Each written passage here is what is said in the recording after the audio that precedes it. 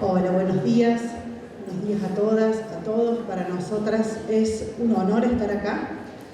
Les agradecemos muchísimo la invitación y los apoyamos y compartimos su lucha como docentes que somos de institutos de formación docente en la provincia de Córdoba, pero también de docentes de la universidad. Y este conflicto que ustedes tienen es el que de formas diferentes se va dando en todo el país y que tiene que ver con un ataque a la educación pública. Entonces, compartimos su lucha y creemos que estar hoy aquí, como decía el compañero secretario de primaria, todos juntos compartiendo, discutiendo, es un acto de resistencia, pero también de construcción de alternativas. No solamente estamos protestando, sino que estamos pensando cómo trabajar con el conocimiento como docentes para una parte de la población que ha sido excluida históricamente. Entonces es un acto pedagógico, pero también político. Así que estamos muy felices de encarar estas dos jornadas aquí con ustedes para pensarnos de otro modo, para defender la educación pública, haciendo propuestas, pensándonos en nuestro lugar de trabajo con el conocimiento, que no es solo un trabajo técnico de acomodar contenidos y actividades, es un trabajo pedagógico y político. Así que bueno, muchas gracias y vamos a sostener estas jornadas de esa convicción.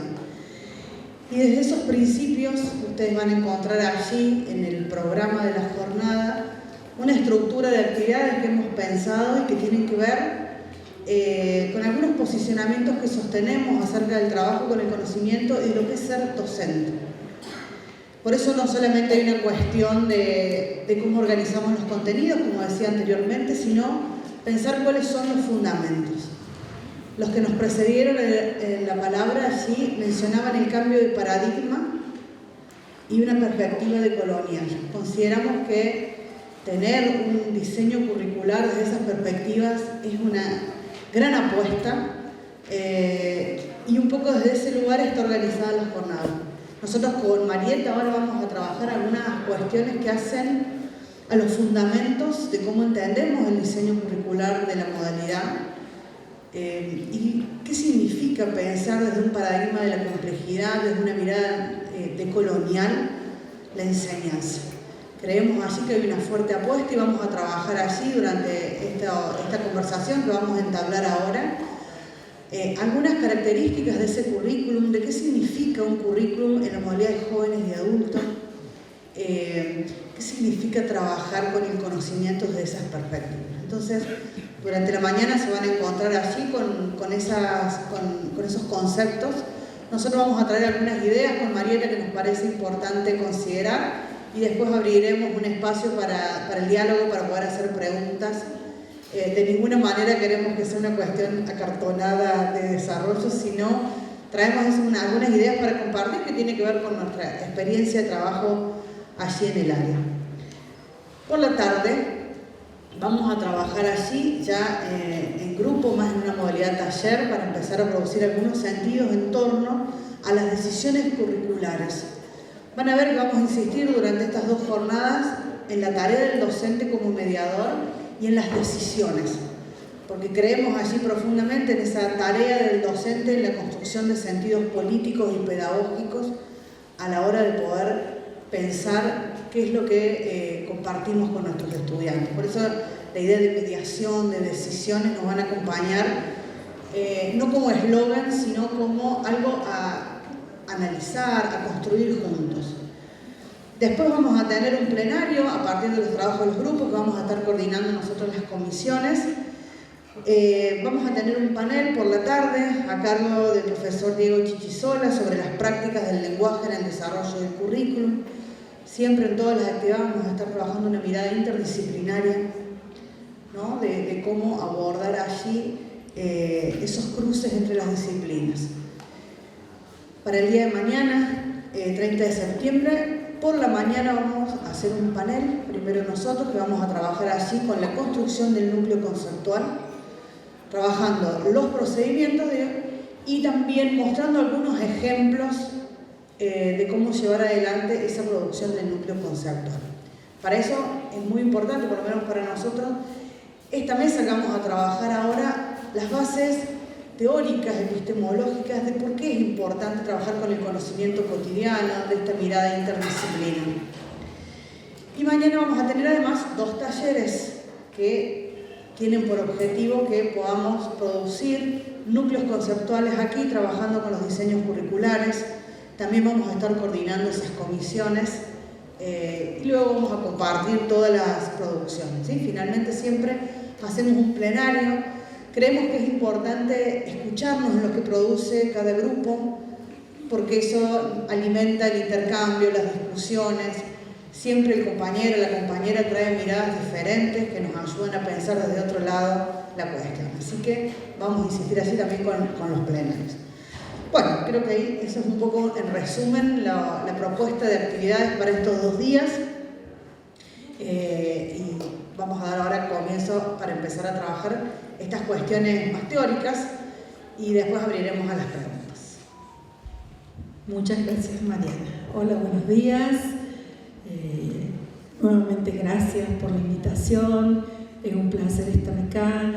Con muchos de ustedes he transitado sincrónicamente el año pasado en encuentros donde trabajamos la propuesta curricular, que como bien decían Claudia y los compañeros, rompe la tradición formativa.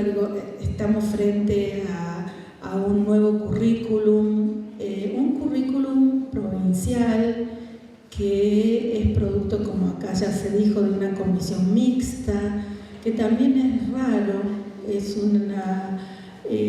esta posibilidad de compartir sindicato y ministerio la escritura de un currículum no es muy común, no es común directamente. Así que felicitaciones a los compañeros de UNTER, porque no es fácil sentarse a negociar en una mesa y sabemos que la palabra final siempre la tiene el ministerio. Entonces, las discusiones también me parece que tiene mucha importancia leer un currículum donde uno puede ver una construcción en una mesa bilateral, ¿no? En ese sentido, hoy comentaba recién con una compañera que posiblemente ustedes escuchen cuestiones que ya trabajamos sincrónicamente, pero que nos parece que en el encuentro presencial tiene otra connotación. Abrimos la posibilidad de preguntas. Decía que este nuevo enfoque, este nuevo paradigma, que nació desde el año 2008, cuando se crea la Dirección Nacional de Educación de Adultos, abre una línea de discusión en torno a las políticas curriculares específicas de la modalidad. Esto tiene importancia radical en las prácticas, pero también sabemos que una cosa es el texto curricular y otra cosa es lo que se desarrolla, lo que puede desarrollarse en los centros educativos. De esto vamos a hablar hoy. Por eso este panel se llama El desarrollo curricular en educación permanente de jóvenes y adultos y la construcción del conocimiento social del conocimiento, la construcción social del conocimiento. En principio, nosotros partimos de una concepción de mirar el currículum como un proyecto político-pedagógico. Históricamente, las tradiciones de los estudios sobre el currículum nos muestran esta tensión entre un texto político que tiene una intencionalidad político-pedagógica y la realidad de las prácticas. Lola Sendales, hablando de nuestros autores latinoamericanos, Lola Sendales es una querida y reconocida educadora popular de la Universidad Pedagógica de Colombia. Plantea claramente que la importancia para mirar el currículum es pensar que se entrega a los docentes una caja de herramientas, y en esa línea se entiende al currículum como un proyecto de trabajo, ¿no? Es decir, y en ese contexto lo importante que queríamos trabajar acá es destacar dos preguntas que son ineludibles a la hora de trabajar currículum. Una es qué significa enseñar y aprender en la educación de jóvenes y adultos, y en ese marco y fundamentalmente quiénes son los protagonistas de la puesta en marcha de un currículum.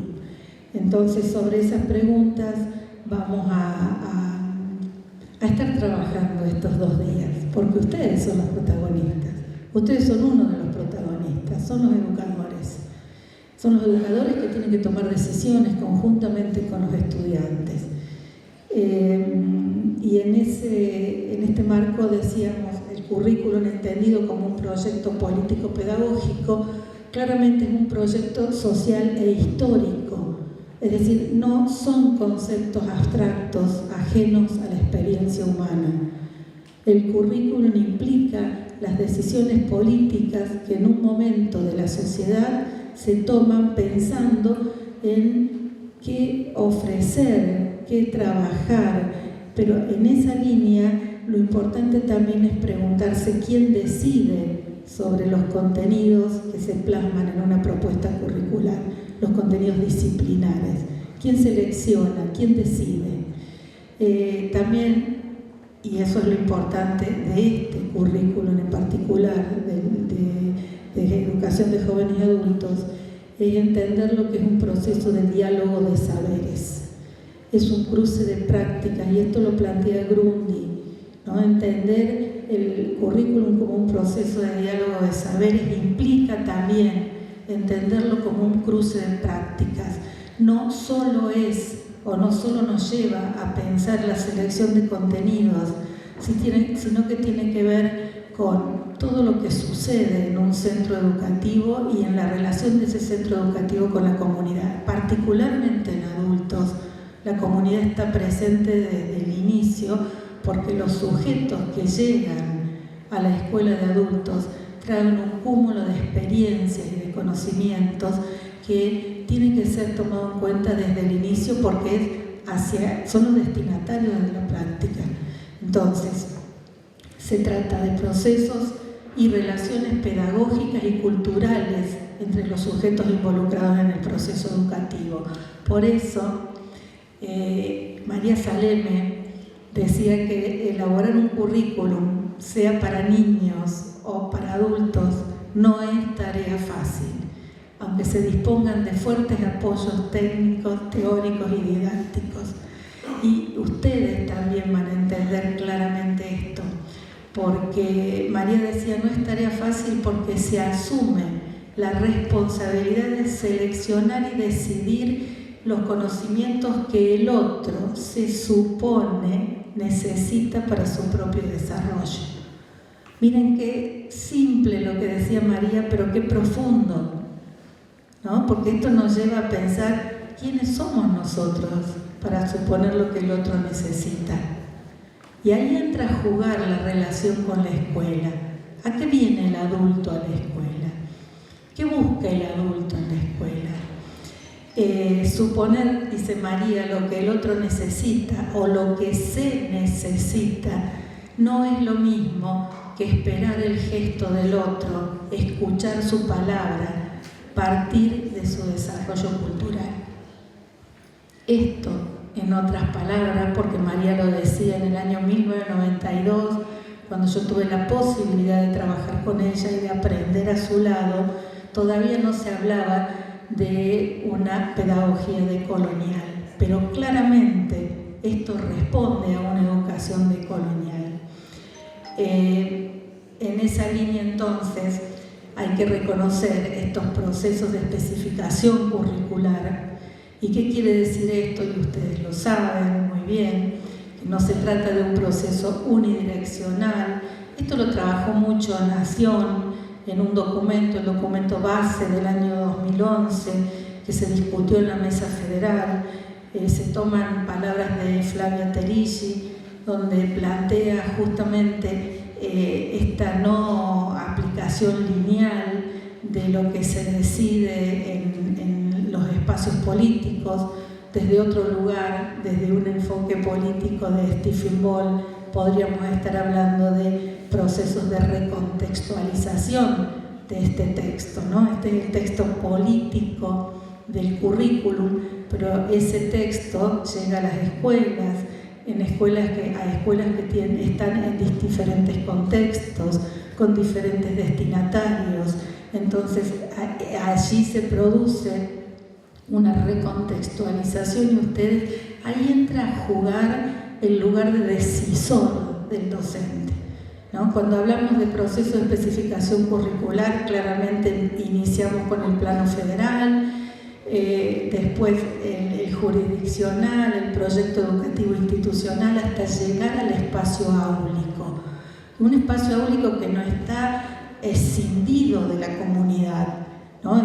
Y volvemos a plantear cuestiones que nos llevan a mirar la educación de adultos de manera articulada, no solo al interior del sistema educativo, porque estamos hablando de una modalidad que forma parte del sistema educativo. Rodríguez Brandao, un colega brasilero, planteaba allá en los 80 que la educación de adultos era una creación perversa del sistema educativo porque recibía a la noche lo que expulsaba durante el día, ¿no? Entonces, digo, ese movimiento del sistema educativo también nos muestra a un sujeto que ha sido marginalizado, que trae una historia educativa trunca, una trayectoria socioeducativa con conocimientos construidos en distintos espacios por donde circula, pero claramente la dimensión escolar, y no digo educativa, estoy haciendo una separación entre lo escolar y lo educativo. Digo, este sujeto que viene con una historia escolar trunca, claramente viene a la escuela a buscar una certificación, a buscar apropiarse de conocimientos que no pudo tener en su momento, como lo decía Claudia hoy. Y entonces, en esa línea nos preguntamos ¿qué significa enseñar y aprender y enseñar en la educación de jóvenes y adultos? Entonces, ¿quiénes son los sujetos que llegan a la escuela? Y acá empezamos a mirar a ese sujeto desde las potencias y no desde las carencias. Esto es para nosotros, y cuando hablo de nosotros hablo como equipo de investigación, un punto de partida fundamental. No miramos a los sujetos que llegan a la escuela desde lo que no puede, no hace, no conoce, no tiene, sino que miramos a los sujetos con lo que sí traen, con lo que sí hacen, con lo que sí son. El otro día tuve la oportunidad de leer un trabajo de un colega brasilero y que me pareció muy interesante, que recupera esto que plantea Viesta. Él dice, existir como sujeto no significa estar consigo mismo, sino estar del lado de afuera de sí mismo. Y no es un juego de palabras. Esto nos ayuda a mirar cuál es el lugar del centro educativo, cómo nosotros podemos orientar el estar fuera de sí mismo para poder objetivar la realidad. Y por eso estamos convencidas que la organización, esta construcción metodológica de los núcleos conceptuales, ayuda, orienta, presenta un escenario para poder mirar por fuera, que el sujeto mire esa realidad en la que vive, pueda objetivar esa realidad, y ahí entra el trabajo político-pedagógico del maestro, del docente en la educación de jóvenes y adultos, para que pueda mediar, dice Viesta, para lograr que el sujeto pueda reflexionar sobre su existencia y de cómo es posible transformarla. Y esto tiene una fuerte base freiriana, Cuando Freire habla del contexto real, habla del contexto teórico, habla de mirar a los sujetos desde la experiencia vivida y cómo desde el centro educativo uno puede ayudar a reflexionar, pero desagregando estas múltiples experiencias que además plantea la importancia de reconocer esas redes de contacto que tienen los adultos en la comunidad a partir de su historia y que históricamente fueron invisibilizados, y es lo que plantea este autor, que justamente no deben ser invisibilizados por las lógicas disciplinares escolares, ¿no? Entonces, si nosotros entendemos como Freire y traemos a Freire y entendemos que enseñar es un acto político, Freire sostiene que enseñar y aprender son momentos de un proceso mayor, que el conocer implica el reconocer.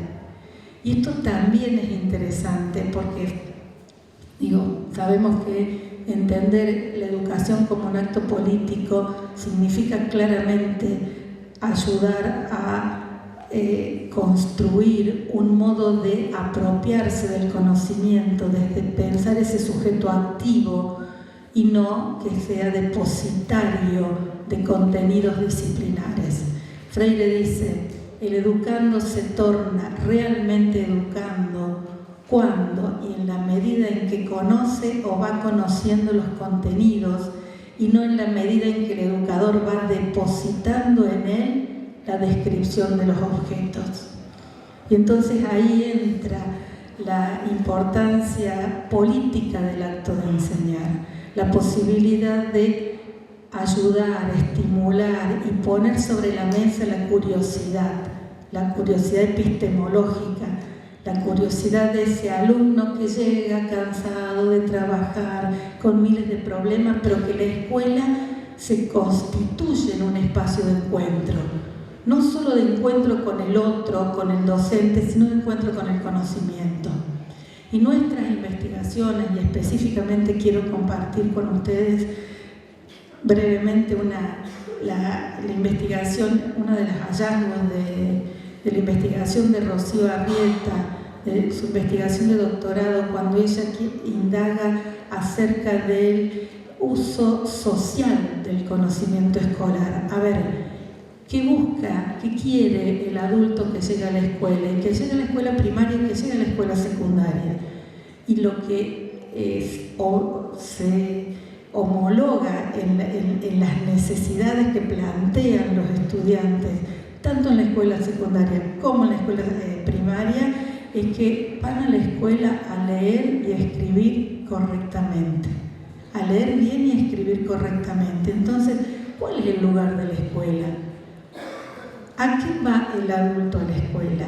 ¿Qué hacemos nosotros? ¿Cuáles son los desafíos políticos y epistemológicos de esa práctica docente?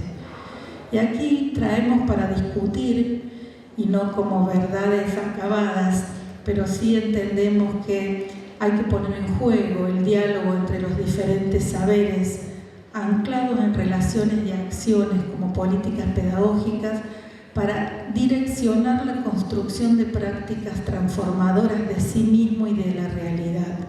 Y cuando decimos poner en juego entre diferentes saberes, no queremos vaciar de sentido un eje fundamental de este currículum jurisdiccional, que es el diálogo de saberes.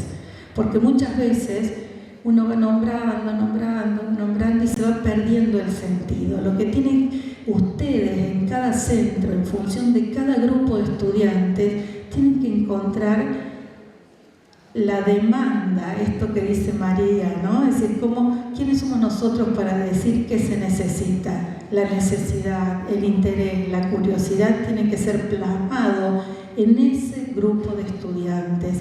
Y entonces, ese diálogo de saberes es un diálogo de saberes cotidianos con saberes escolares, ¿no? Pero no a modo de depositarlo, sino de construirlo de manera espiralada y poder acceder a esos contenidos para que puedan pensar y apropiarse y reflexionar sobre la realidad.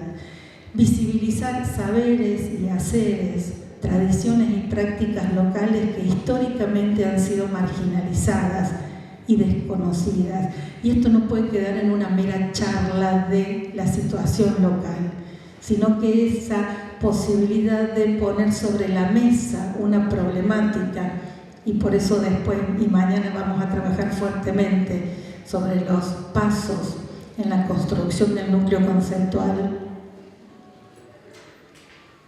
y vamos a poder ahí, en un ejemplo, poder promover la construcción, a orientarlos a pensar cómo promover la construcción de un conocimiento crítico y decolonial que oriente la lectura de la realidad en el sentido de desagregar las dimensiones. Miren, hay un ejemplo de Freire en el libro de Guinea-Bissau, de Cartas a Guinea-Bissau, donde en un espacio de formación con alfabetizadores van desagregando a partir de imágenes, y esto Mariana lo va a mostrar también, cómo la imagen que usaba Freire para alfabetizar va ayudando a objetivar esa realidad y poder discutir sobre esa realidad. Y no se trata de una transformación lineal, ni es mágico, porque sabemos que la educación no es una variable independiente, ¿no? Pero sí se trata de aportar herramientas para poder pensar, para poder luchar, para poder hacerlo comunitariamente, ¿no? María Saleme en esa línea, y este es el gran desafío, digo, nosotros no desconocemos lo difícil que es pensar cuando uno entra, cómo trabajar con los adultos, en esa heterogeneidad de edades, de intereses, de lo que plantean, pero hay que pensar qué es lo que une una tarea que pueda unir los intereses de todo el grupo y trabajar en consecuencia. María decía que la construcción del conocimiento en estos sectores tiene y mantiene una dinámica vital, porque el objeto no está afuera, ajeno para ser conocido, está en el sujeto, con el sujeto, actuando conjuntamente en lo cotidiano. Entonces, los conocimientos disciplinares son fundamentales para comprender una realidad que siempre se manifiesta globalmente. Como sujetos sociales, políticos, vivimos en un tiempo y en un espacio. No tenemos la realidad dividida en disciplinas escolares. Eso forma parte de la construcción del conocimiento científico y todo el proceso de especificación hasta llegar a un currículum escrito con contenidos divididos en ciclos, divididos en campos de conocimiento. Pero nosotros no vamos por la vida diciendo esto es ciencias sociales, esto es naturales, ¿no? Nosotros tenemos que pensar cómo, a partir de una situación problemática, se ingresan de manera articulada los contenidos disciplinares. Y entonces, ¿cómo y de qué manera? ¿Cuál es nuestro desafío? Y nuestro desafío es pensar justamente en esas mediaciones pedagógico-didácticas, ¿no? ¿Cuál es la función del educador? Extender puentes entre esto que viene ya discutido. Miren todo el camino que hace ese conocimiento disciplinar y ese conocimiento cotidiano que los sujetos construyen cotidianamente, desde que nacen en condiciones sociales concretas. Eso dice Agner Heller, ¿no? Nosotros vamos aprendiendo el lenguaje, aprendiendo las costumbres, aprendiendo los usos, y de golpe llega la escuela, y una escuela que no se termina en el momento que debería haberse terminado por cuestiones de diferente índole, pero que queda esa historia trunca y hace que vuelvan de nuevo a la noche. Y muchas veces, y sobre todo en primaria, aparece la necesidad de pintar, la necesidad de los colores, la necesidad de tener un cuaderno forrado y la goma y todos los útiles escolares, ¿no? ¿y esto por qué no? Si esto todo lo hemos hecho, si ellos saben que sus hijos y sus nietos fueron a la escuela, hay un conocimiento escolar, hay un conocimiento sobre el lugar y lo que implica la escuela. Entonces, esto no es infantilizar es otra cosa. Infantilizar es pensar que con el completamiento de palabras puedo enseñar a leer y escribir, y Diego seguramente esta tarde se va a explayar sobre eso, ¿no? Sobre cómo las prácticas del lenguaje atraviesan todos los trayectos formativos y no solo se quedan en este ciclo que en Nación se decidió, que se llama alfabetización, ¿no? Porque eso también es arbitrario y forma parte de las discusiones políticas del proceso de especificación curricular. Pero entonces, y ya casi terminando, es tarea de los educadores organizar la entrada a los conocimientos a través de actividades, acciones, propósitos, para que los estudiantes puedan apropiarse de las propiedades específicas de ese objeto de estudio, ¿no? Para responder a las situaciones sociales. Y finalmente, y de nuevo, pensando que la construcción, el currículum es una construcción, es un proyecto político-pedagógico, pensar la complejidad que implica desarrollar procesos de articulación entre conocimientos cotidianos y conocimientos disciplinares, reconociendo el contexto cultural y político donde se desenvuelve la acción educativa. Todo esto, y esto sí, antes de cerrar y darle la palabra a Mariana, quiero decir que se da en el marco de una historia de ausencia de desarrollo curricular en la modalidad y una historia de ausencia de formación específica. Porque es una cuestión que durante años, yo llevo más de 30 años trabajando con educadores, sí quiero hacer claro que acá no hay una estigmatización del adulto docente. Claramente el adulto ha sido tan marginalizado del proceso formativo en relación con la modalidad que nosotros no estigmatizamos al docente. Nuestra intención es acompañar los procesos de decisión sobre la práctica, sobre la práctica cotidiana. Por eso tampoco abonamos la idea de los cursos donde solamente se repiten nuevas teorías educativas, sino que los ponemos a los docentes a discutir su propia práctica. ¿Qué es lo que vamos a hacer estos 2 días? Nosotros nos interesa qué circula, qué se habla, qué se dice, qué se lee en los centros educativos, cuáles son los problemas que ustedes como educadores encuentran. Y ya sabemos que son muchos los problemas, pero la intención es abonar alguna idea a partir de nuestras experiencias de trabajar con educadores de Córdoba, con educadores de Chilecito, con educadores de Buenos Aires, con educadores de La Pampa, y sabemos del Chaco también, claro que sí, hemos desarrollado una diplomatura en la Universidad Nacional del Nordeste con Gladys, hemos viajado a trabajar en la diplomatura.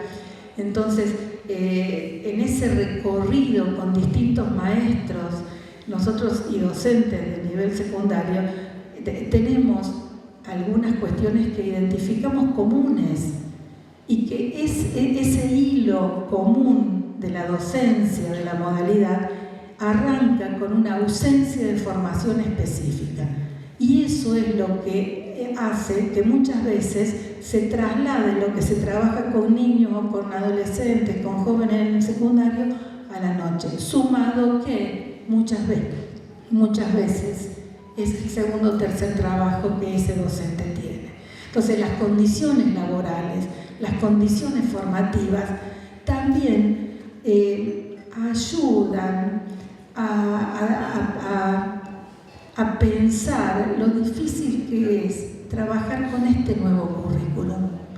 Porque Nación, cuando decide allá en el 2010 y todos los ministros firman la resolución 118 que estructura la modalidad en el anexo 1 y que habla de la cuestión curricular en el anexo 2, Yo diría, y aquí sí voy a ser un poco crítica con el proceso de las definiciones en el texto político, que se arrojaron a pensar sobre una organización sin previa formación docente. Entonces uno recorre el país, uno recorre los currículums y miren, hay muchos que son casi iguales. Hay muchos que tienen absolutamente todo, las capacidades, los núcleos conceptuales, la situación problemática, Y yo me pregunto, todo armado, y yo me pregunto, ¿cómo va a estar armada una situación problemática si es el docente que sabe lo que pasa en su barrio? Desde ahí empecemos a discutir. Y la intención de este encuentro de 2 días es justamente eso. Discutamos los problemas que ustedes como educadores encuentran en su comunidad, con su grupo de estudiantes. Claramente que no vamos a avanzar, no se va a avanzar en decisiones absolutas, no tenemos la verdad, nosotros no podemos hablar acá arriba, desde Córdoba, desde Chaco, desde Buenos Aires, sobre la problemática de Río Negro. Eso lo saben ustedes. Nosotros podemos acompañarlos preguntando por qué. Siempre hay que preguntarse por qué y para qué. Ese es el sentido de la enseñanza. Lo que se ha perdido muchas veces y se cree que la innovación lo trae es justamente por qué y para qué enseñar. Y eso es lo que le da el sentido a nuestra tarea docente. Bueno, creo que le paso la palabra a mi compañera.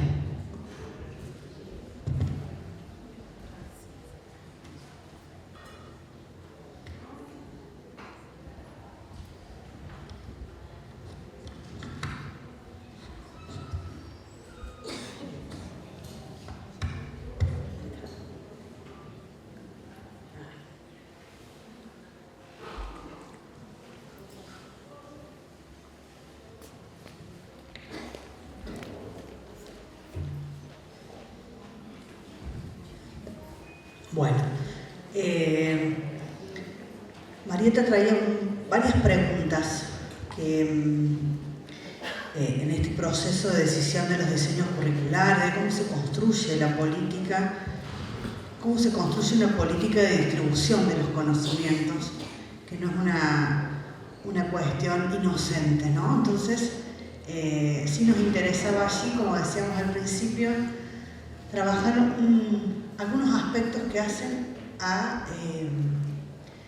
al posicionamiento nuestro como docentes frente a este tipo de diseños curriculares, pero también reconocer modos en los que se ha ido construyendo la forma de ser docente, que no es azarosa ni candorosa, diría María. O sea, ¿no? La formación de los docentes también es parte de un proyecto planificado. Entonces, entender, por lo menos intentar analizar qué significa un paradigma de la complejidad, qué significa una mirada decolonial, nos implica mirarnos como docentes y cómo fuimos formados.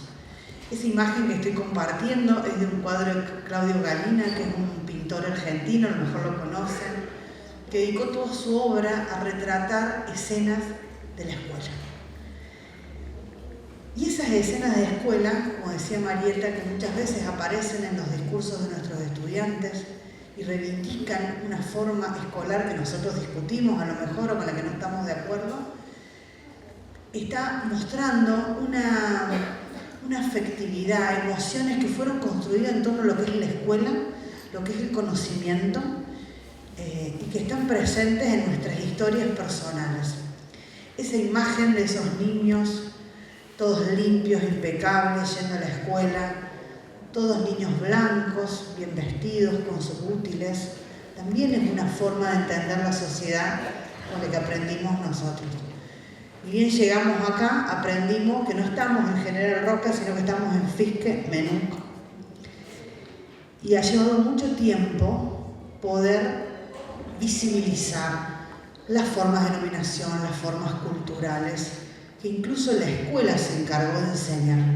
Porque todos aprendimos que existió una campaña del desierto hace mucho tiempo, que no fue un genocidio, fue una campaña del desierto. O sea, acá no había gente, no había proyectos culturales, no había nada.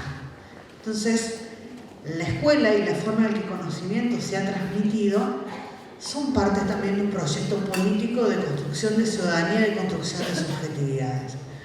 Por eso Marieta hacía algunas preguntas que tienen que ver con el proyecto político, porque el currículum es un proyecto cultural, pero lo que nos negaron durante mucho tiempo como docentes es nuestra palabra en ese proyecto cultural y cómo tomamos decisiones y resolvemos allí algunas cuestiones. Entonces, quienes definen el conocimiento de enseñar, a quienes se distribuyen, no son solo preguntas pedagógicas o didácticas o de la psicología sobre cómo construimos al sujeto, sino que es una decisión política, una decisión de los conocimientos que distribuimos y qué sujetos nos proponemos producir.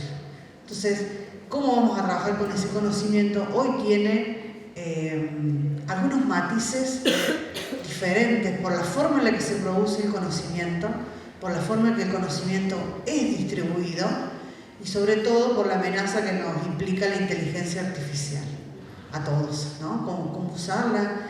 ¿Qué vamos a enseñar si todo el conocimiento está a disposición en determinados lugares? Entonces hay así como una serie de preguntas que nos hace por lo menos interpelar ciertos modos de esta forma de funcionar de la escuela y nuestro trabajo como docente y sobre todo en pensarlo en la educación de jóvenes y adultos. Ustedes me dirán por qué está esta imagen de los chicos de la escuela y no la de los adultos.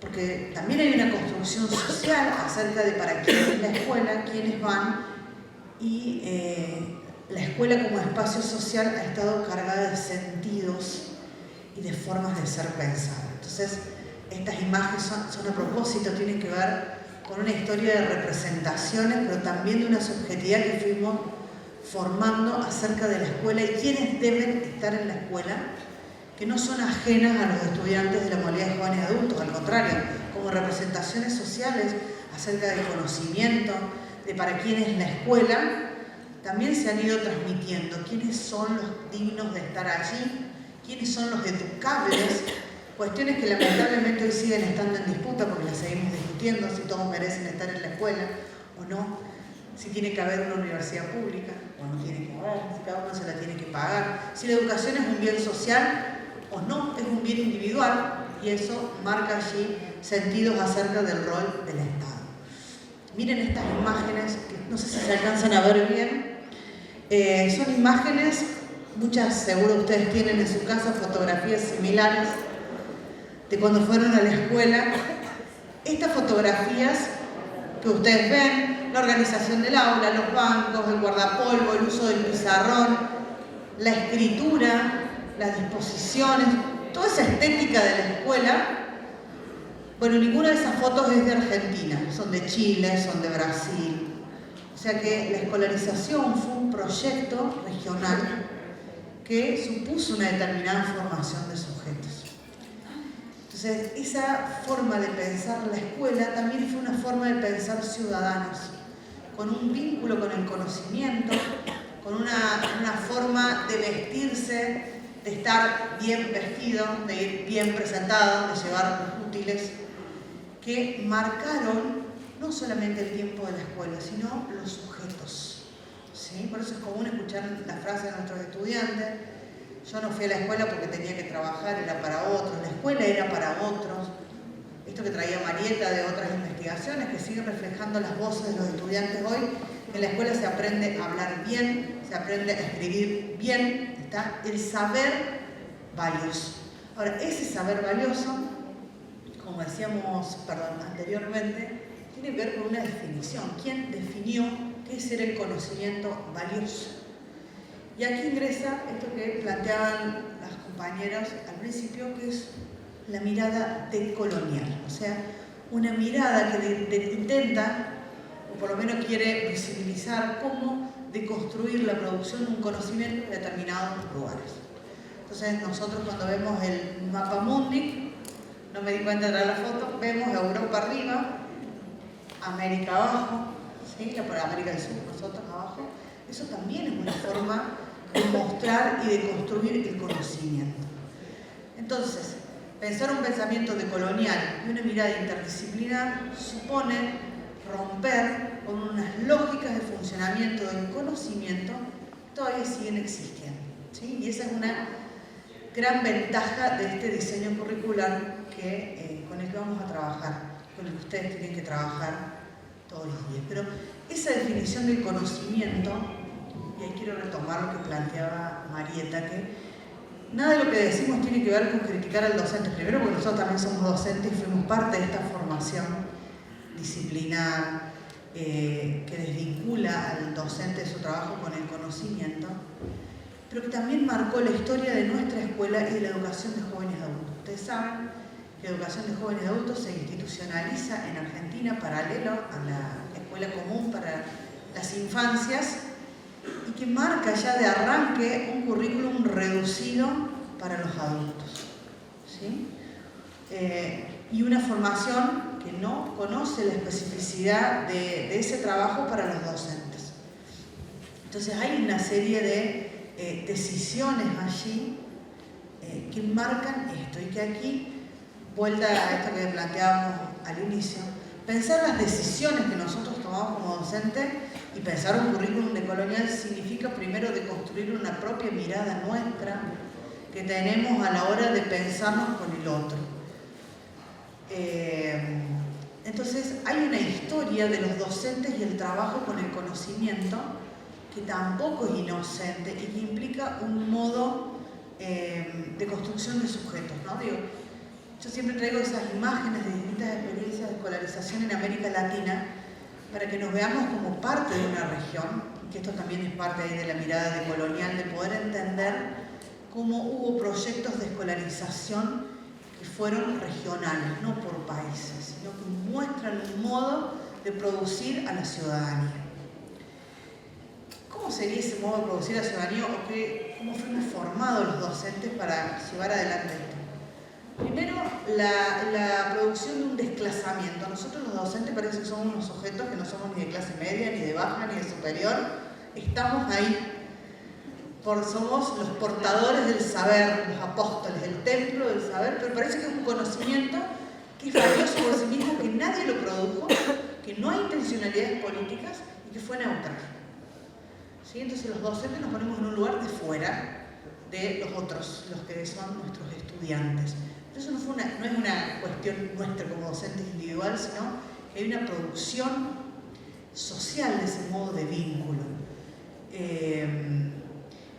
Primero porque tenemos que transmitir los conocimientos que producen otros. O sea, que de ahí ya no tenemos nada que ver nosotros, solo transmitimos, y por eso durante mucho tiempo las teorías pedagógicas, sobre todo las más instrumentalistas, nos daban recetas de cómo había que organizar los conocimientos, cómo organizamos las clases, los segmentos, los buenos materiales, y si había una buena organización, toda la metodología contemplada, el otro tenía que aprender, digamos, como una operación lineal, si se quiere. Pero el docente parece que no tenía ninguna función en eso, e incluso se insistía bastante que no hubiera un posicionamiento del docente frente a ese conocimiento. Había que ser neutral. No teníamos que tener posicionamientos políticos ni religiosos. Y aparte éramos en ese punto, y por eso sigue así la operación de desplazamiento, un agente del Estado. Porque el normalismo en Argentina tiene una característica que fue anudado al proyecto de las oligarquías, ¿no? Para construir una ciudadanía. Y entonces ahí va esta idea del docente neutral. No sé si ustedes han visto alguna vez el contrato que firmaban los docentes aquí en 1920 para ejercer la docencia, que no podían andar acompañadas de hombres que no fueran el padre o el esposo en la calle, que no podían fumar, no podían beber, no podían tener pollero. Bueno, todo lo que ustedes ya saben muestran un modelo de construcción, ¿no? Y de ejemplificación de lo que es ser ciudadano. Y la escuela operó en ese sentido. Y la otra cuestión importante que nos cuesta mucho en esto que planteaba Marieta del diálogo de saberes y de reconocer los saberes de los estudiantes, es porque la escuela históricamente se encargó de que los saberes de los estudiantes y de sus familias no ingresaran a la escuela. ¿Sí? El saber valioso era el de la escuela, o sea, hablar bien era hablar el castellano, no los dialectos de los inmigrantes, la lengua de nuestros pueblos originarios, sino ciertos saberes valiosos. Eran estos saberes que intentaba instalar la escuela. Entonces, pensar un currículum donde la construcción del conocimiento va a ser en el diálogo, donde hay que reconocer que el otro tiene saberes y esquemas de percepción distintos a los míos, es una tarea sumamente compleja. Con lo cual, Marieta señalaba allí que es importante que en esa implementación el Estado acompañe la construcción de sentidos para eso, que muchas veces no está. Por suerte, hay otros espacios donde los docentes vamos construyendo esas cuestiones. Y una importante tarea de resistencia a esos modos pedagógicos dominantes siempre fueron los docentes, porque la llegada de la escuela novismo argentino fue de la mano de docentes que en sus prácticas buscaban otro modo de vincularse. No fueron medidas del Estado, fueron los docentes en sus prácticas que fueron construyendo modos de resistencia, ¿sí? Decía Marieta que el currículum es un proyecto político-pedagógico. Y no solamente es un proyecto de transmisión de contenidos, sino que también implica modos de vincularse con el conocimiento y modos de gobierno de los sujetos. ¿Sí? Las formas en las que nosotros nos vinculamos con ese conocimiento, cómo lo entendemos, cómo lo distribuimos, tiene que ver con formas de conducción de las poblaciones. Hay algunos autores que dicen que toda propuesta pedagógica, toda pedagogía es una forma de gobierno, de cómo formamos sujetos para vivir en esta sociedad, ¿no? Cómo nos vestimos para ir a la escuela, cómo se organiza la familia para participar de la escolaridad, porque incluso en la escuela de jóvenes y adultos vemos nosotros en los trabajos de investigación que desarrolla nuestro equipo, que son estrategias familiares de organización, para que ese adulto, ese joven esté en la escuela y la familia que acompaña, que sostiene, que apoya o no, que obtura, pero son estrategias sociales, son colectivas, son individuales. Entonces, la tarea que ustedes hacen no es solo para los jóvenes y los adultos que están sentados en las escuelas, sino también impactan, generan formas de socialización hacia las familias. Modos de comportamiento, decimos, que no es solo que el currículum nos dice un listado de conceptos y orientaciones para la enseñanza. Hay formas de nominar el mundo, formas de posicionarnos frente a eso que van marcando allí las conductas deseables y las no deseables, ¿no? La estética de los cuerpos, ¿sí? Cómo fuimos formateados, si se quiere ponerle un nombre, de qué es lo que es estar limpios, de que los estudiantes vengan limpios y limpios a la escuela. También allí hay prácticas culturales, saberes ancestrales que son diferentes a las prácticas higienistas tradicionales que estuvieron en la escuela. Y los artefactos culturales con los que nosotros enseñamos. Todas estas cuestiones que parecen así como anecdóticas son parte de lo que ocurre en la escuela con el conocimiento, con las formas en las que nombramos, con esto que decíamos, bueno, lo de colonial, lo interdisciplinar, están marcando formas de producción de los sujetos. Porque nosotros cuando aprendemos no somos cabezas que procesamos conceptos, categorías. Aprendemos en el cuerpo, con las afectividades, con las cosas que nos avergüenzan, con las cosas que nos estimulan, también son partes de esos conocimientos, de ese modo de producirnos como sujetos. Y la forma en la que presentamos el conocimiento, con qué actividades, trabajamos con fotocopias, llevamos objetos, salimos a hacer paseos, todos esos modos de vínculo que vamos a estar trabajando en los talleres, producen determinadas operaciones psicológicas, cognitivas, con las que nosotros nos apropiamos del conocimiento. Entonces, ese proyecto cultural que es el currículum, no solo tiene que ver allí con el listado de conocimientos, como eran los currículum anteriores, los diseños curriculares, ¿no? Listados de conocimientos, orientaciones para las enseñanzas, nada, sino que aquí en este currículum, y en esto es importante pensar todas estas cuestiones, creemos nosotros, la mediación del docente y las decisiones en torno al conocimiento son fundamentales, ¿sí? Porque en esa especificación curricular que hablaba Marieta va interviniendo el posicionamiento del docente y de las instituciones para situar esos problemas en las experiencias cotidianas, existenciales de los sujetos. Y esto para nosotros allí es central en esto que planteaban los compañeros al inicio, que tiene que ver con el cambio de paradigma que planteaban y con la mirada de Colonia. ¿Qué supone este nuevo modo de pensar el conocimiento? Y en esto sí nos parece sumamente importante porque esta es la base epistemológica del núcleo conceptual. ¿Qué significa armar un núcleo conceptual aparte del enredo de procedimientos y los nombres? Implica un nuevo modo de pensar como docentes, de pensar el conocimiento y de pensar a los otros y otras en ese vínculo con el conocimiento. Vamos a intentar ir desagregando allí algunas cuestiones que se basan, por supuesto, en Freire. Es un autor de referencia allí a la hora de pensar para América Latina una pedagogía que reconozca las características de los sujetos sociales que habitan. Esa es la gran importancia de Freire, no solo para educación de jóvenes y adultos, sino para pensar una pedagogía de los oprimidos. Que esos oprimidos son sujetos sociales concretos, que se van resignificando, por supuesto, históricamente. Van a ver así algunas citas, después les dejamos ahí las referencias bibliográficas que hemos compartido, que se basan en dos líneas fundamentales. Por un lado, en Paulo Freire, que reconoce allí, por supuesto, toda una línea del pensamiento del materialismo dialéctico. No me animo a decir la izquierda en este país porque tiene como algunas connotaciones en este momento peligrosas. Pero ahí está la base de Freire. Toda la base de la psicología social, también una línea bastante excluida en este país, con Ana Quiroga y Pichon Rivière.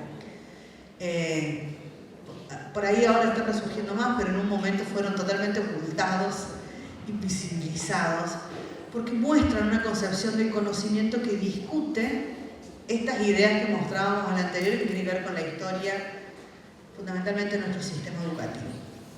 Ellos van a plantear que hay que trabajar con los conocimientos cotidianos, van a decir algunos con los conocimientos existenciales, que tienen que ver con las prácticas concretas de los sujetos. ¿Sí? En esa línea nosotros podemos ver en Freire que siempre dice que hay que estudiar las cosas que hacen los sujetos, cuáles son sus prácticas cotidianas, en qué trabajan, dónde se mueven, cuáles son las palabras que utilizan, qué sentido tienen, y eso se refiere con esas prácticas concretas de la realidad, de su vida cotidiana, su vida existencial, ¿no? Esas condiciones que los interpelan y que no siempre son conscientes, y esa es la dificultad, ¿no? Que se han naturalizado. Nosotros hemos naturalizado un montón de cosas que hacemos todos los días porque las hemos aprendido desde muy pequeños, porque las vamos haciendo y son parte de la economía doméstica de todos los días. Entonces, que sea una práctica concreta no significa que sea visible para el otro. Entonces, dice Ana Quiroga, que partir de situaciones concretas ya que son las generadoras de problemas que nos interpelan, que nos están afectando en nuestra subjetividad. Surge de la interacción del sujeto con un contexto histórico, social determinado. Ese conocimiento es parte de una praxis y que se tiene que dar, o debe implicar después, una relación transformadora del conocimiento. ¿Sí? Vemos allí algunas líneas que comparten tanto la psicología social con Freire, como otros autores de la línea decolonial, que están planteando que lo que la escuela enseña no puede no dialogar con esto. Esto no significa enseñar solo lo que les pasa a los sujetos en la vida cotidiana, pero sí que para que puedan dialogar lo que nosotros tenemos como conocimientos a enseñar definidos en un currículum con los sujetos, es importante que dialoguen, que interpelen esos saberes que ellos tienen construidos y que muchas veces están invisibilizados. Cuando nosotros escuchamos la escuela no es para mí, yo no sé, yo soy burro, hay ahí una incorporación de, Freire diría, los esquemas de percepción de las clases dominantes, ¿sí? Pero esa percepción está naturalizada. El sujeto se autopercibe, ¿sí? desde esos parámetros, por eso decimos que están naturalizados. Escribir bien es lo que se hace en la escuela, no lo otro que hacen. O sea, si ustedes le preguntan, dicen, no, nosotros no escribimos, aunque manden mensajes por WhatsApp, aunque hagan la nota para ir al supermercado, no son identificados como prácticas válidas de lectura y escritura. ¿Sí? Entonces, ¿qué quiero mostrar con estos ejemplos? Que aunque nosotros digamos que son las prácticas concretas de los sujetos, no significa que ellos las valoren como tales o que sean reconocidas y legitimadas.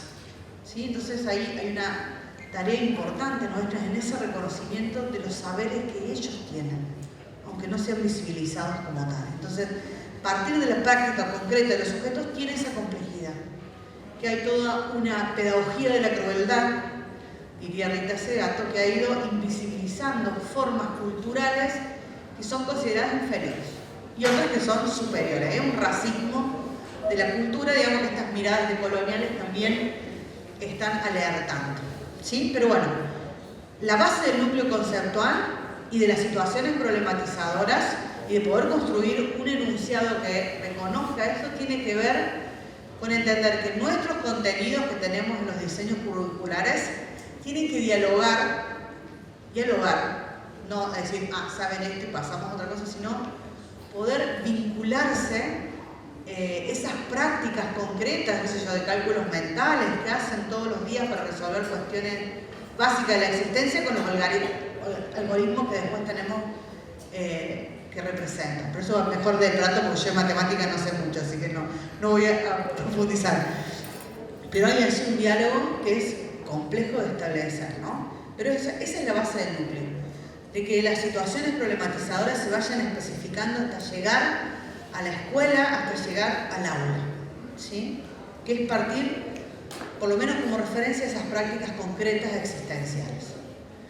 Allí van algunas cuestiones importantes a tener en cuenta. Primero, la actividad de los sujetos, las acciones sociales, las prácticas, que fíjense que dicen son praxis, o sea, son acción y reflexión. Los sujetos no somos unas máquinas de operar pragmáticas, sino que hay sentidos, representaciones que se ponen en juego en esas acciones que hacemos todo el tiempo. El contenido existencial, que va a ser objeto de análisis, de crítica, para que pueda ser visibilizado, objetivado, estas cuestiones que nosotros señalábamos así como ese objeto de la praxis. Pero no solo los contenidos, van a decir, así hay toda una serie de trabajos muy interesantes, sino, seguramente ustedes ya han escuchado, que nosotros no transmitimos solo los contenidos, que los contenidos son vehiculizados en formas, en materiales con los que trabajamos, en modos en los que son presentados a los sujetos, ¿sí? O sea, el contenido es tan importante como la forma en la que se le acercan a los sujetos para que el otro pueda apropiarse. Si trabajamos con, después vamos a mostrar algunos ejemplos, si trabajamos con fotografías, si en vez de mostrar lo que dice una fotocopia vamos a un lugar, las operaciones que van poniendo en juego los sujetos de observación, de descripción, de comparar, son diferentes en términos de las capacidades psicológicas que van activando en los sujetos, ¿sí? Y eso implica que también reconceptualicemos a los jóvenes y los adultos como sujetos sociales del conocimiento, no solo como alumnos, sino como sujetos que producen conocimientos, que se vinculan con esos conocimientos de algún modo. Y en esto quiero insistir en las representaciones nuestras. Y les cuento una anécdota mía como docente del seminario de adultos en el profesorado. También fue un cambio importante que trajo la modificación, y a partir de la 118, esta resolución del Consejo Federal que valoramos tanto, que es que en los profesorados se incorporaran seminarios donde se enseñara la educación de jóvenes adultos. yo daba clases en ese seminario, trabajaba con los docentes, los estudiantes que se estaban formando para ser docentes de primaria, y les insistía mucho en los textos que leían o que trabajaban con los jóvenes y adultos, que no les leyeran cosas infantilizadas, libros de cuentos, bueno, uno que va con el speech Freire hacía a las clases. Y una de las estudiantes, después ellos escribían su autobiografía, las estudiantes, y en esa carta que escribe una de las estudiantes, me pone que ella no entendía, porque yo decía que no le lea cuentos a los estudiantes, cuentos maravillosos, mágicos, porque para ella habían sido lo mejor de la escuela, porque ella iba a la escuela y encontraba un mundo nuevo, si no tenía que salir a juntar cartones con su papá en el carro, y esos cuentos maravillosos eran fantásticos para ella. Entonces, a mí me chocó muchísimo, fue un golpe fuerte, porque uno creía que la tenía muy clara con Freire y demás, pero no escuchaba lo que le pasaba a los otros. ¿Qué buscaba en la escuela? ¿Qué significaba ese cuento maravilloso, fantástico para ella en su vida? Entonces, poder pensar en los jóvenes adultos tampoco desde nuestra eslogan pedagógico, sino ver qué le pasa al otro, escuchar, a ver qué es lo que siente, qué es lo que espera de la escuela, no para quedarnos con eso, pero sí para partir de algún lugar que dialogue con las necesidades de los otros, no solo las nuestras. Por eso ahí aparece la significación, no solamente las experiencias vitales que tienen, sino cómo las significan ellos a esas experiencias vitales. Si no nos quedamos solamente en las condiciones objetivas que nosotros entendemos que les pasa a estos sujetos, también es importante entender qué entienden ellos que les pasa. Por eso vienen esas significaciones de esas experiencias vitales para la construcción o recuperación de una identidad como sujeto social. Y en esto, por último, ahí la lectura del mundo, no solo la de ellos, las nuestras también. En esa experiencia ahí con este estudiante que traía recién, yo también incorporé esquemas de percepción, no soy un sujeto fuera de la sociedad, yo también nací en un sector social, cultural, aprendí determinadas cosas que no siempre he objetivado o cuestionado. Entonces hay una tarea permanente de deconstrucción nuestra, en poder interpelarnos y pensar cómo nos vinculamos con el conocimiento y con esos otros sujetos, ¿sí? Nuestra historia también. Insisto, no como anecdotario, pero son las historias nuestras, de nuestros padres, de nuestros abuelos, nuestros padres y abuelos que no terminaron la escolaridad, ¿no? Todas esas historias que cargamos y con las que representamos nuestra tarea docente. No quedan en la puerta del aula, por más que el positivismo se encargó de desplazarnos. Somos sujetos sociales, tenemos problemas, no estamos precarizados, también somos oprimidos nosotros, no es solo el otro, ¿sí? Entonces es reconocernos en esa tarea y en esa deconstrucción, pero es que nunca es individual, siempre es con otro, es con los estudiantes también. Algunos desafíos para pensar esto. Estamos todos de acuerdo con el núcleo conceptual, como lo armamos y estaba, pero hay desafíos que no solo tienen que ver con estar en la modalidad de adultos, sino que tienen que ver con el contexto histórico-social en el que nosotros estamos ubicados hoy y con los desafíos que van a implicar el mundo del trabajo, que van a implicar participar ciudadanamente hoy, porque nosotros trabajamos con los sujetos y se supone que en la escuela, por lo menos en mi intención, preparamos para algo. ¿Para qué sociedad vamos a preparar? Que eran las preguntas que estaban al inicio. ¿Para qué sociedad vamos a preparar a nuestros estudiantes en esa diversidad de edades que tenemos, en estas condiciones en las que viven? ¿Qué sociedad? ¿Qué conocimientos? En esta que tenemos ahora, que nosotros estamos intentando aprender a usar las inteligencias artificiales, que uno le da órdenes y aparece cierta producción de conocimiento, ciertas cuestiones que resuelven. Y también nos vamos a preguntar, bueno, ¿qué hacemos nosotros como docentes si esto lo pueden sacar de cualquier lado? Porque son los desafíos que nosotros también, en los distintos niveles. Y en la modalidad de adultos mucho más, indudablemente, porque son sujetos que han sido históricamente marginados de la producción no solamente económica, sino de los bienes simbólicos, culturales. Entonces tenemos la expansión descontrolada y la hiperespecialización del saber, que nos interpela, bueno, ¿qué hacemos con toda esta información? ¿Qué hacemos con toda esta información? Y que aparte tenemos que desmitificar algunas cuestiones. Que haya pila de materiales y información circulando no significa que la gente acceda y que se la apropie, ¿sí? Que haya super dispositivos fantásticos no significa que todos los estudiantes tengan teléfonos en las aulas. Hay familias que comparten un teléfono para todas y todos, con lo cual los accesos a los bienes culturales siguen siendo desiguales y quizás cada vez más, porque apropiarse de esas nuevas producciones requiere aprender a usarlos, no solamente a tener buenos dispositivos.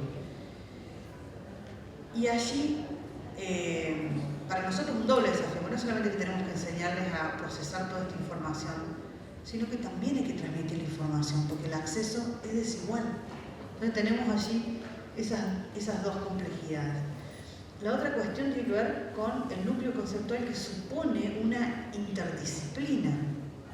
Todos nosotros hemos sido formados en las disciplinas, ¿sí? Historia, geografía, las materias con sus objetos, con sus modos de trabajo, y así han sido formados y seguimos siendo formados, porque nosotros trabajamos en el profesorado y los planes de estudio han avanzado y demás, pero la formación sigue siendo por espacios curriculares que con suerte hay algunos que son interdisciplinarios, pero las otras siguen respondiendo a la lógica de la asignatura, ¿sí? Entonces, eso también son desafíos para nosotros como docentes, bueno, cómo integramos esos conocimientos para formar otro tipo de sujeto, no ese conocimiento fragmentado, sino para poder pensar problemas, resoluciones de problemas que no responden a los problemas de la matemática, la lengua, la historia y la geografía por separado, sino, como decía Marieta, no andan las disciplinas caminando por allí los problemas, sino son problemas complejos, son nudos complejos, como dice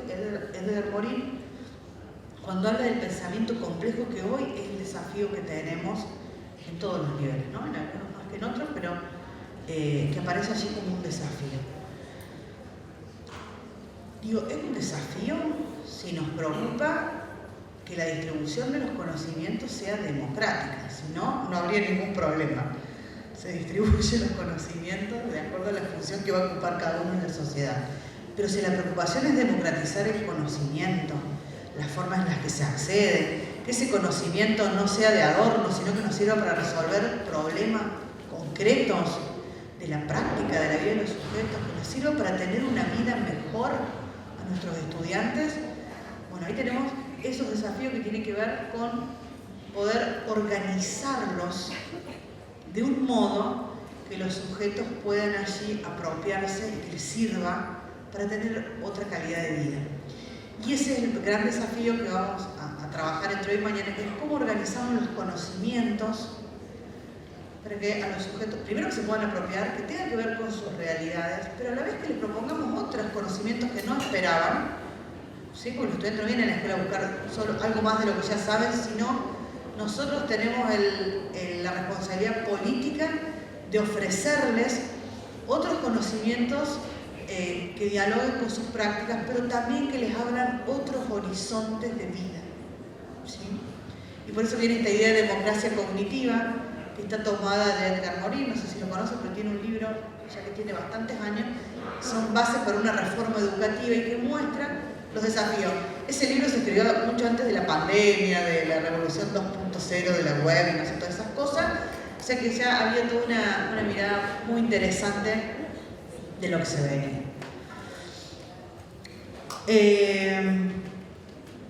Ese conocimiento decolonial, interdisciplinar, todo lo que ya nombramos, tiene el sentido de ser un conocimiento emancipador aparte, ¿no? Que le transmita a los sujetos nuevas herramientas para pensarse como sujeto social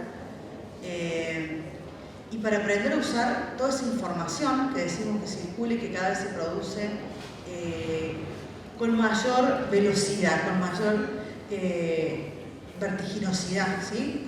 Ese sentimiento que nunca alcanzamos a apropiarnos de todo lo que circula. Entonces, las capacidades de los sujetos para usar y para buscar la información y para utilizarlas en situaciones concretas es uno de los desafíos.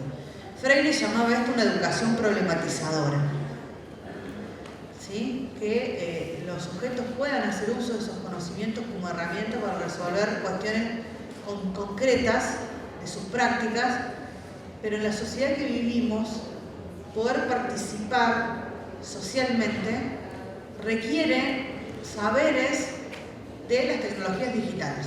O sea, si yo me quiero anotar en el Progresar, si quiero un boleto educativo, si quiero tener cualquier ayuda social, tengo que entrar a un formulario de la ANSES, descargar un montón de información que requiere otras capacidades.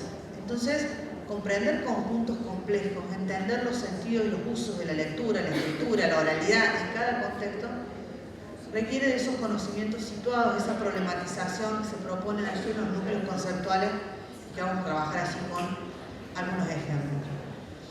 Capacidades generales para plantear y analizar problemas. ¿Sí? ¿Qué problemas se me presentan? ¿Qué conocimientos requiero para poder resolver esto? ¿Qué procedimientos? ¿Sí? Son desafíos que tenemos hoy allí en esta hiperespecialización y circulación de conocimiento. Allí, y esto es importante, que es lo que nos interesa desagregar a partir ya del próximo taller, es cuáles son los principios para organizar los conocimientos que permitan trabajar con las situaciones problemáticas, pero también que dialoguen con esos saberes de los sujetos, ¿sí? Para potenciar. Por eso vamos a trabajar así fundamentalmente sobre la experiencia existencial de los sujetos, como una tarea de los docentes que es reconocer dónde viven, qué es lo que hacen, de qué trabajan, cuáles son los problemas que tienen, ¿sí? Para poder establecer ese diálogo.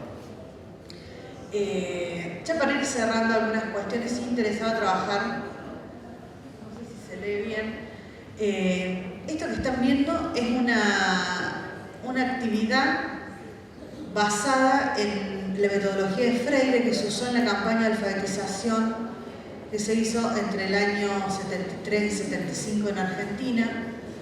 La campaña de alfabetización fue asesorada por Paulo Freire y trabajaban a partir de láminas, ¿sí? De las láminas, los dibujos que Freire ya proponía en su propuesta. Esto se hizo aquí en Argentina. Una de las experiencias más famosas estuvo aquí cerquita, en Centenario, en Villa Centenario, a partir del cual se hizo el documental Uso mis manos, uso mis ideas, que muestra una forma de entender esta puesta en práctica, de trabajar con situaciones problemáticas para reconocer allí las perspectivas, las situaciones de los sujetos con los que se alfabetizaba, y de una concepción de alfabetización que implica no solamente aprender cómo se combinan las letras, ¿sí? Sino entender sentidos de los sujetos acerca de las cosas que les pasan, las situaciones cotidianas con las que trabajan, y que se trabajaba a partir de palabras generadoras. Esta era la lámina para la palabra generadora vino. ¿Sí? Yo les copié ahí en la imagen que ustedes están viendo los objetivos de reflexión que les daban a los coordinadores para que orientaran la reflexión. Fíjense, tomo, bueno, como les decía, la propuesta de Freire de partir de una imagen, la imagen no como una ilustración, la imagen como una conceptualización de la realidad que están mostrando, prácticas, relaciones sociales, espacios sociales, donde hay relaciones de poder, en el espacio político también, ¿no?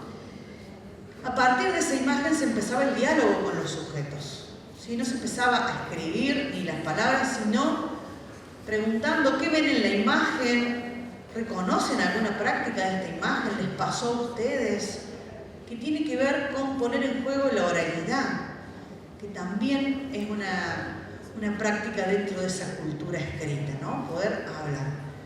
Fíjense los objetivos de la reflexión que les daban a los coordinados. Dialogar sobre el vino.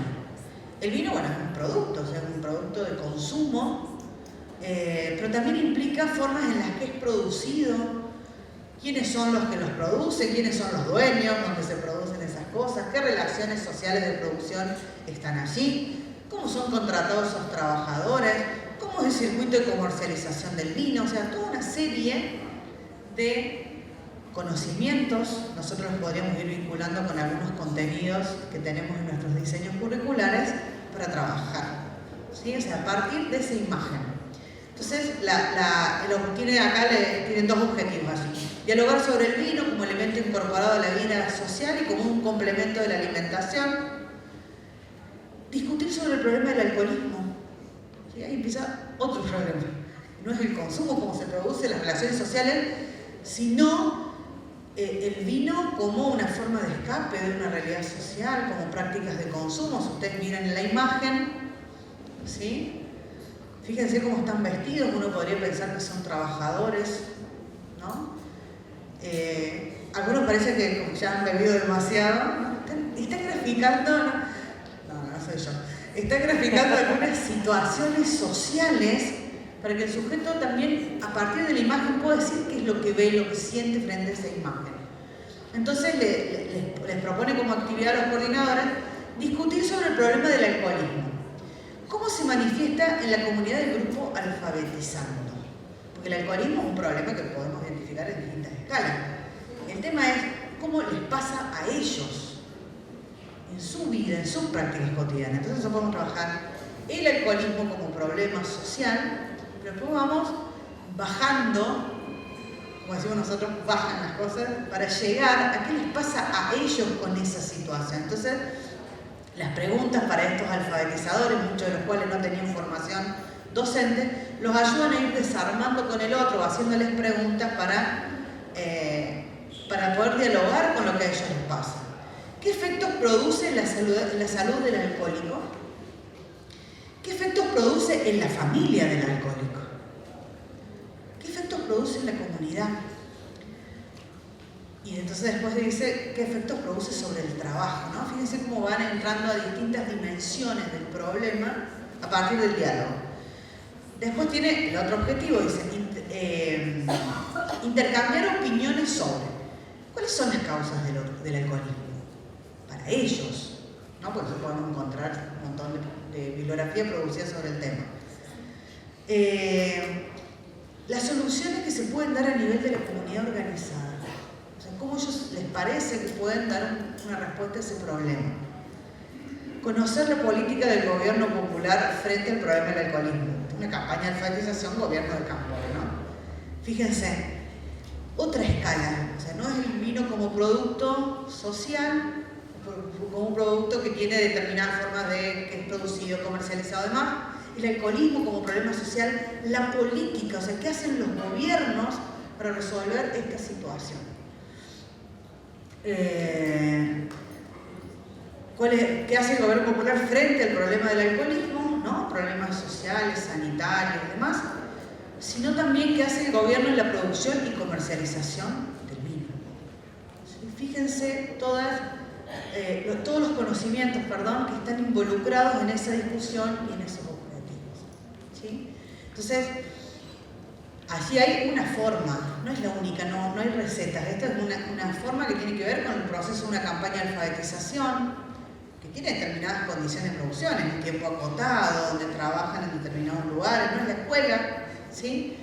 Pero sí muestra un modo de abordar los conocimientos, de organizarlos a partir de un problema, de una palabra generadora, en este caso, el vino, un producto, ¿sí?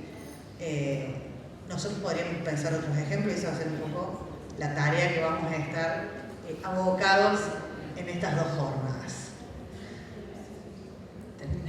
Terminé, te prego. No, yo iba a hablar de otro tema, pero creo que se engancha con esto que quiero leer por el tiempo y dejar abiertas las preguntas. Mientras escuchaba a Mariana, voy a dejar esto que iba a decir ahora para mañana. Quiero leerles unos párrafos del libro de Miguel Arroyo, un colega brasilero que se llama Currículum, Territorio en Disputa. Y en la misma línea que venía hablando Mariana del sentido del currículum, me acordé de esta parte del libro que dice: los currículums y las didácticas se pueden proponer como deber de oficio de la docencia, que al aprender a leer aprendan a leerse, que al aprender ciencias aprendan las explicaciones científicas sobre su vivir, que al aprender historia aprendan sus historias y memorias, su historia en la historia, que al aprender geografía aprendan los sinsentidos de los espacios precarizados, de vivir sin tierra, sobrevivir en las relaciones sociales espaciales, en la producción y apropiación del espacio en nuestra historia, que aprendan los sentidos históricos de sus luchas por la tierra, por la moradía, por la vida. El repensar los currículums en esa dirección es una exigencia de avance de la conciencia de los derechos y del propio avance y profundización de las desigualdades. La escuela, la docencia y los currículums, ayudando a los educandos a entenderse y a entender por qué sus condiciones en el pasado y en el presente pueden no mudar, mas pueden y deben contribuir para asumir posturas, fortalecerse como colectivos y al menos, que no es poco, tener explicaciones de la historia, de la sociedad, del orden social, político, económico, científico, que perpetúa sus existencias tan precarizadas. El conocimiento de los currículums puede tener un significado de no saberse esas experiencias, no para prometer futuros irreales, ni como terapéutico anestésico para sus sufrimientos, pero sí para garantizar el derecho a entenderse, a leer y a interpretar lo real que los oprime y segrega y contra lo cual luchan para liberarse. ¿No pasa por ahí la pedagogía del oprimido? Hasta esta propuesta pedagógica socrática, conócete a ti mismo. Me parecía que era un cierre para esta primera etapa de nuestro encuentro, porque le da sentido a lo que planteamos hoy, a lo que planteó Mariana, y al trabajo que vamos a hacer en estos 2 días para entender el sentido epistemológico de la construcción de este nuevo modo de pensar el currículum en una estructura modular a partir de la construcción de los núcleos conceptuales. Así que esto es un inicio, muchas gracias por la escucha, muchas gracias por el silencio y abrimos a las preguntas para escuchar sus dudas y tenemos 2 días en adelante para trabajar.